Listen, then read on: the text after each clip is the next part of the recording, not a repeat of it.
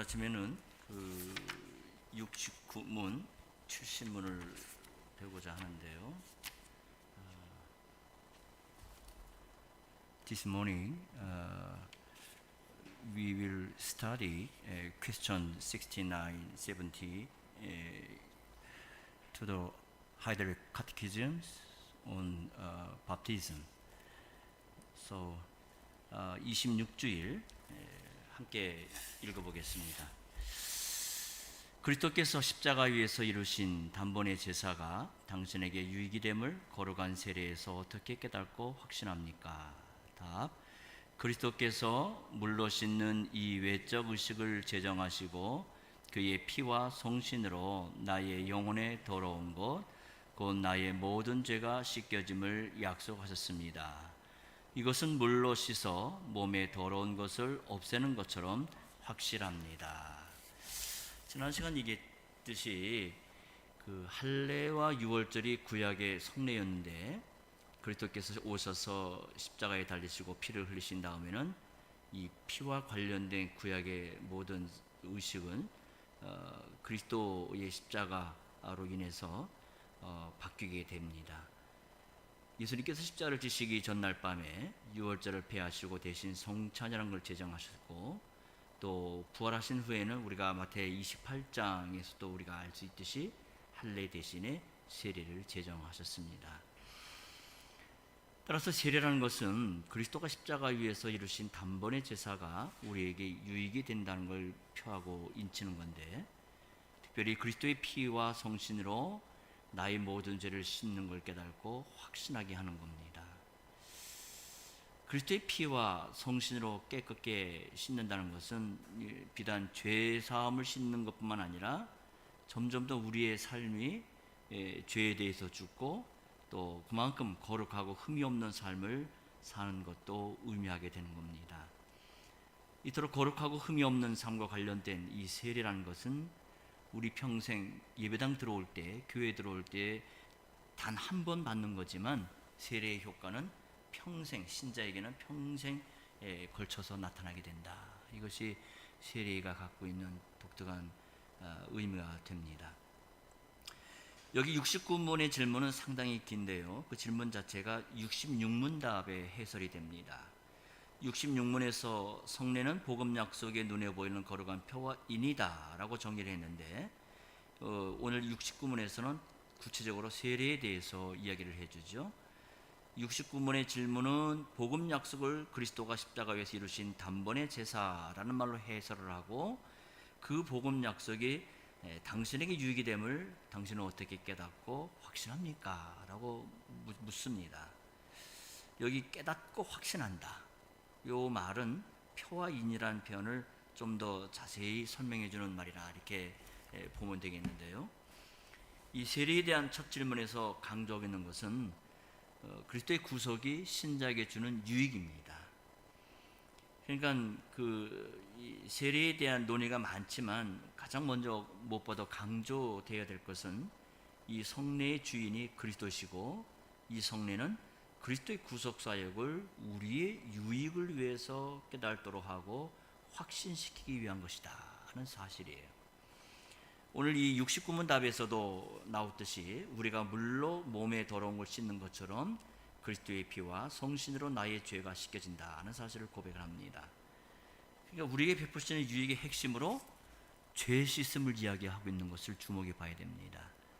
세례는 죄 씻음을 우리에게 알려주는 복음 약속의 표와 인이 되는 겁니다. 이 세례가 복음 약속의 표와 인이기 때문에 우리는 세례가 우리 안에 있는 어떤 것의 표와 인이라고 생각해서는 결코 안 되겠죠. 물론 이제 우리가 어른들이 세례를 받을 때는 아무래도 세례 받기 전에 그 세례 받는 그 사람의 신앙, 그 사람이 도대체 뭘 믿는가, 그 믿는 바를 신앙 고백을 중요하게 듣고 살펴야 되고, 또 어린애 아이의 경우라 할지라도 그 부모의 고백을 자세히 살피게 되지 않습니까? 그래서 우리가 유아 세례를 줄 때도 부모 중에 한 사람이 반드시 신자의 자리에 있어야만이 유아 세례를 줄 수 있는 것처럼 그게 굉장히 중요하단 말이죠. 그럼에도 불구하고 우리 안에 있는 어떤 것이 결코 세례의 근거가 될 수는 없습니다. 가령 중생했으니까 중생했다는 그 표로서 세례를 받는 것도 아니고, 또는 중성했을 거야 라고 추정해서 세례를 주는 것도 물론 아닙니다. 충분히 회개했고 또 오랫동안 종교적인 어떤 그 바운더리 안에 있고, 또는 어떤 입문 과정에 공부를 마쳤으니까 그걸 표시하고 인치기 위해 세례를 주는 것도 아닙니다. 복음 약속을 믿고 세례를 받은 사람은 결과적으로 성신께서 그의 안에서 이루신 구원의 일을 표시하고 인치시겠지만, 결코 우리 안에 있는 것이 결코 세례의 근거가 될 수는 없다 하는 점을 다시 한번 강조합니다. 세례를 우리 안에 있는 어떤 것의 표와 인으로 생각하게 되면, 우리 안에 있느라는 것은 우리의 노력, 우리의 어떤 종교적인 경험 또는 체험, 또는 어떤 내 안에 있는 그 믿음의 어떤 이 발로 여러 가지 이런 게 있겠죠. 이런 것들을 생각하게 되면 자연히 유아 세례를 부인하는 쪽으로 나갈 수밖에 없게 돼요. 유아 세례를 부인하는 침례교회나 또 아르미니안주의의 교회들은 대략 이 믿음을 유아 아이들이 입으로 고백하지 못하지 않느냐, 그리고 어떻게 세례를 줄 수 있느냐라고 얘기를 하는데, 바로 이런 점들이죠. 유아의 경우는 자기가 의식하지 못한 상태에 세례를 받지만, 중요한 것은 그 아이에게 그리스도의 복음 약속이 선포된다는 점이에요. 성찬과 달리 세례는 수동적입니다.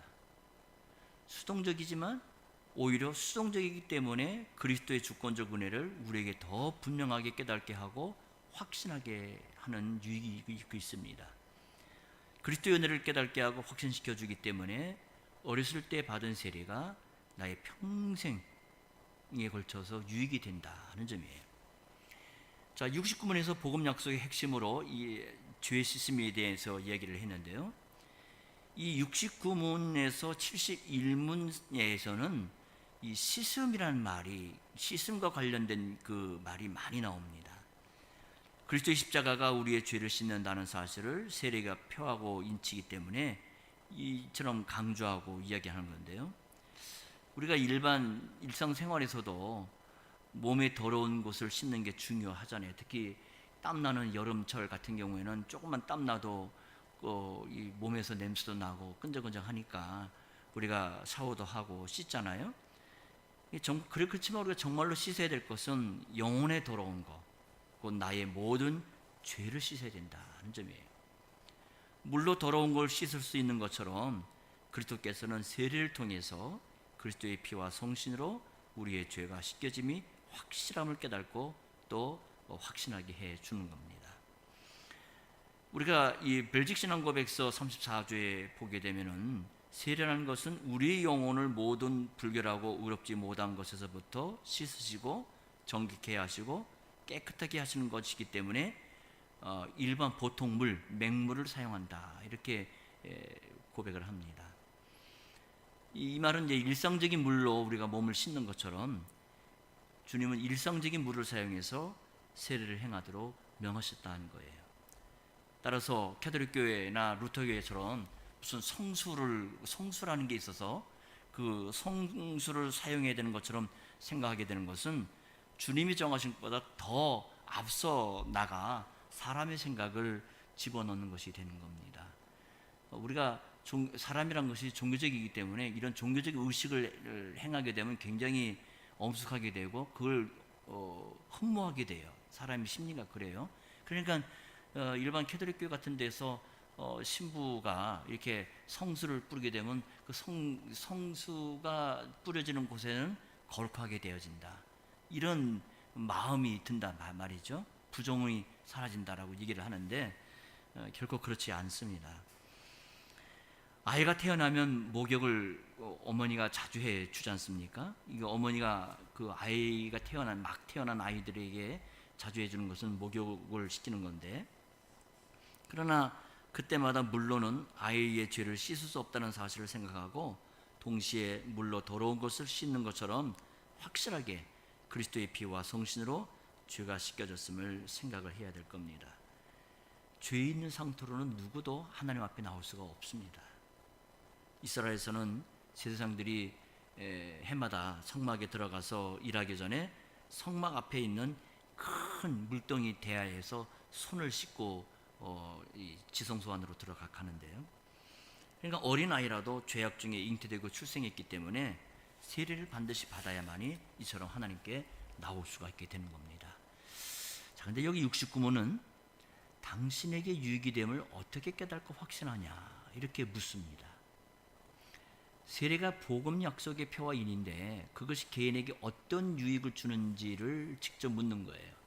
근데 그 대답에서 뭐라고 합니까? 나의 모든 죄, 나의 영혼의 더러운 것과 같이 매우 개인적인 말을 사용합니다. 이처럼 요리문답에서 이런 표현은 개인의 이름을 부르면서 세례를 베푸는 예식을 상기시키게 주는데요. 성례라는 것은 우리의 믿음이 그리스도의 십자가로 향하게 되는 것이고 향하게 만드는 것이고 신자는 각각이 그러한 은혜에 참여하게 되는 겁니다. 그러니까 성례가 복음 약속의 표와 인이라고 해서 나와는 멀리 떨어진 그런 것이 결코 아닌 거예요. 하나님께서 세례의 표를 주신 것은 우리의 약함을 아시고 우리의 믿음을 굳세게 하시기 위함입니다. 이따가 우리가 야고보서를 통해서 아브라함의 믿음을 배우겠습니다마는 99세가 된 아브라함이 언약의 표로 할례를 자기의 살에 받은 것은 하루에도 여러 번 하나님의 언약을 생각하고 믿도록 하시고자 하시는 하나님의 뜻이 반영된 것일 겁니다. 저런 마지막 날에는 표와 인이 필요 없지만은 그 전에는 우리가 연약함을 아시고 우리를 위해 언약의 표와 인을 주신 거예요. 우리는 십자가를 핵심적인 걸 알고 주님께 나가야 되는 겁니다. 자기의 힘으로 뭘 하는 것도 아니고 오직 그리스도의 피로 씻음을 받는다고 세례가 표시하고 확신을 주기 때문에 사람의 죄가 아무리 큰 것을 할지라도 그리스도의 피는 그러한 죄를 모두 용서하는 힘이 있습니다. 하지만 그리스도에게 나가지 않는다면 누구라도 복음 약속이 나에게 개인적으로 아무런 유익이 될 수가 없는 겁니다. 자, 그와 더불어 70문을 살펴보죠. 퀘스천 70. 그리스도의 피와 성신으로 씻겨진다는 것은 무슨 뜻입니까? 그리스도의 피로 씻겨짐은 십자가의 제사에서 우리를 위해 흘린 그리스도의 피로 말미암아 은혜로 우리가 하나님께 죄사함 받았음을 뜻합니다. 성신으로 씻겨짐은 우리가 성신으로 새롭게 되고 그리스도의 지체로 거룩하게 되어 점점 더 죄에 대하여 죽고 거룩하고 흠이 없는 삶을 사는 것을 의미합니다. 우리가 죄 지었을 때 죄 책임을 짊어지고 죄의 오염이 되는데 이 복음 약속은 이 두 가지에 대해 해답을 제시해 줍니다. 즉 죄책뿐만 아니라 죄의 오염으로부터도 씻어줄 것을 약속한다는 겁니다. 그리스도의 피와 성신으로 씻겨주는 세례는 처음에 예수를 믿었을 때뿐만 아니라 그 이후의 삶에서도 계속해서 그 효력을 나타내는 거예요. 그리스도의 피는 어떤 의미가 있습니까? 그리스도의 피는 나의 죄값을 치르신 보혈이죠. 보혈, precious blood라고 얘기를 하는데 그리스도는 피를 흘림으로써 죄에 대한 하나님의 영원하신 진노를 다 만족시키셨어요. 그리스도께서는 그분의 보혈로 우리의 죄를 다 씻어주었습니다. 피로 씻는 거지만 옷이 피 때문에 붉어지는 게 아니라 우리의 죄가 다 사함받고 하얗게 되는 거예요. 그래서 요한계시록 7장 14절에 어린 양의 피에 그 옷을 씻어 희게 하였다 이렇게 얘기를 하죠. 근데 이것을 그 성신으로 씻겨진다라고 얘기를 합니다. 성신께서 그리스도의 보혈의 공로를 우리에게 입혀 주셔서 우리의 죄를 씻겨 주시는데 성신에 씻겨 주시는 사역을 세례는 물로 표현을 하고 있는 거예요. 우리는 중생의 씻음과 성신의 새롭게 하심으로 새로운 생명을 얻었습니다. 예수님께서도 요한복음의 3장에 물과 성신으로 거듭나지 않으면 하나님 나라 들어갈 수 없다 하시면서 성신으로 말미암아 새롭게 되는 것을 물로 표현하시기도 하셨죠.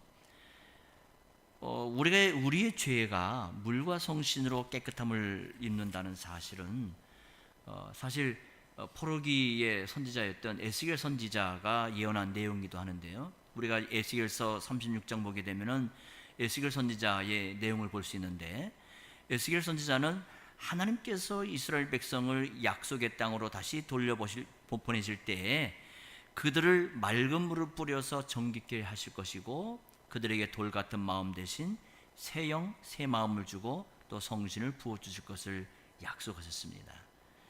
자, 여기서 물로 정결케 한다, 또 새 마음을 준다, 성신에 대한 약속이다, 이런 것을 세 가지 나오는데, 이 세 가지는 세 가지로 따로따로 나눠볼 수 있는 게 아니고 다 한 가지로 봐야 됩니다. 즉 성신으로 말미암아 정결하게 되고 씻겨지고 부드러운 마음을 갖게 되는 거예요.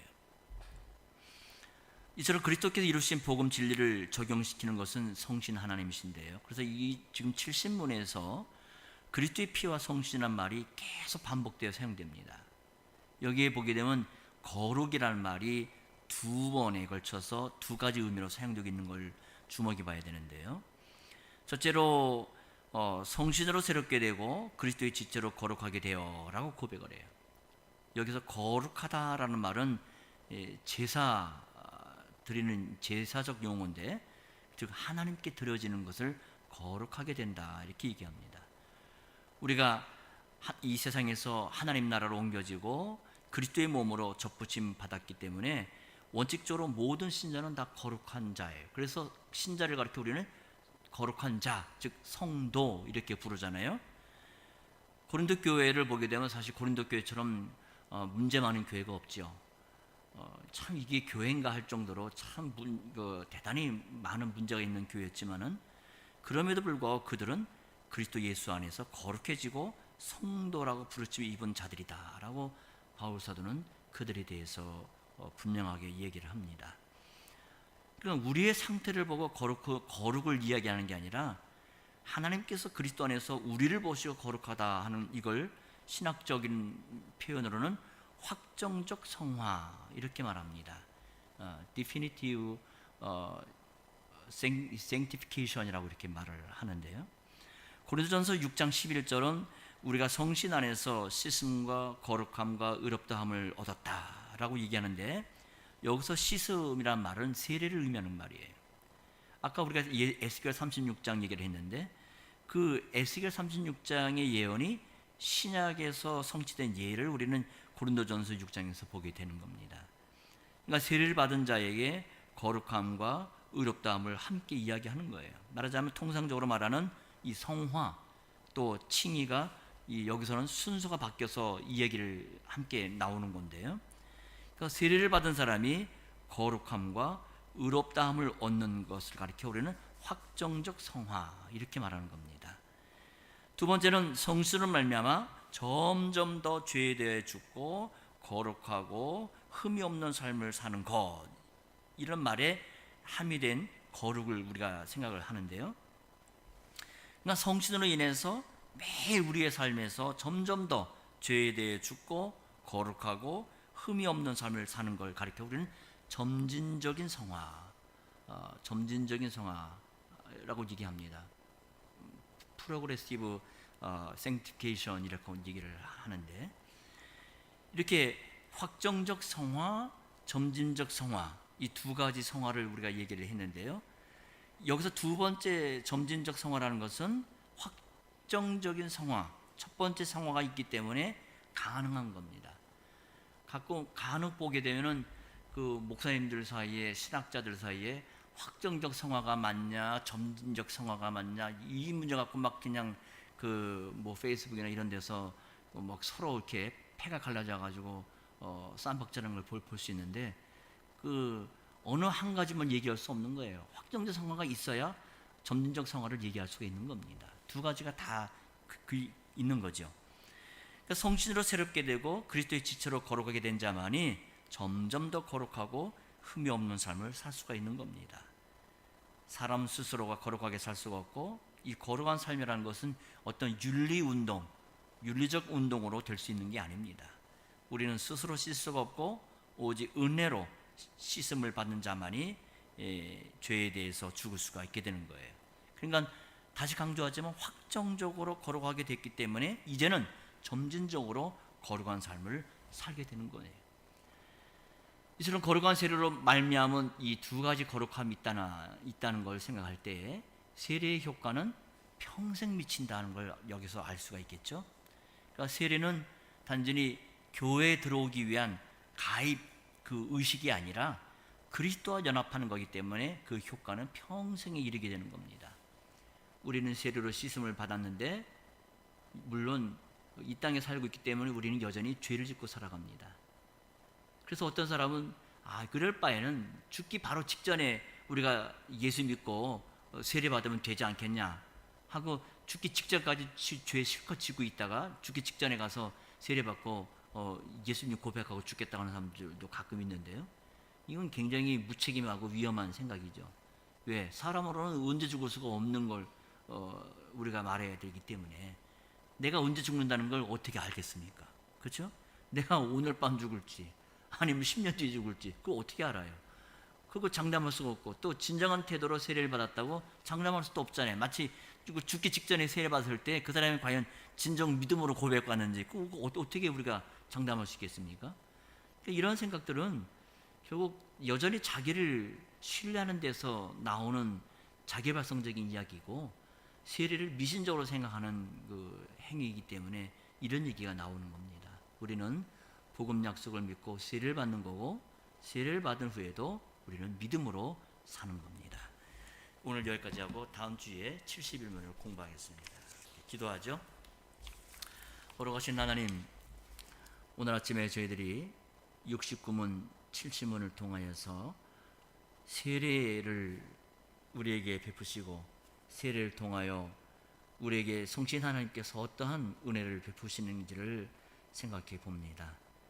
우리를 거룩하게 하시고 거룩하게 하셨기 때문에 우리로 하여금 또 거룩한 삶을 살아가는 것이 가능하도록 성신 하나님께서 그렇게 말씀으로 우리를 교훈하시고 이끄신다는 것을 생각하게 됩니다. 주님, 우리로 하여금 항상 그리스도의 그 보혈의 은혜를 감사하고 그 은혜의 그 울타리 안에 저희들이 거하게 하셔서 당장 오늘을 살아간다 할지라도 항상 하나님 안에 은혜 안에 있음을 기억하고 죄와 싸우고 그 죄와 더불어 우리가 죄인이라는 사실을 고백하면서 이 죄에 대한 씨름을 멈출 때까지 계속해서 그리스도의 피의 공로를 의지하면서 믿음의 삶을 경주해 나가는 저희들이 될 수 있도록 주님 저에게 은혜를 내려주시고 그래서 어제의 죄를 지은 것이 오늘에 더 반복되는 것이 아니라 오늘은 그만큼 더 성화되어 나가는 거룩함을 이루어가는 그런 모습들로 우리를 새롭게 하시옵소서. 예수 이름으로 기도합니다. 아멘.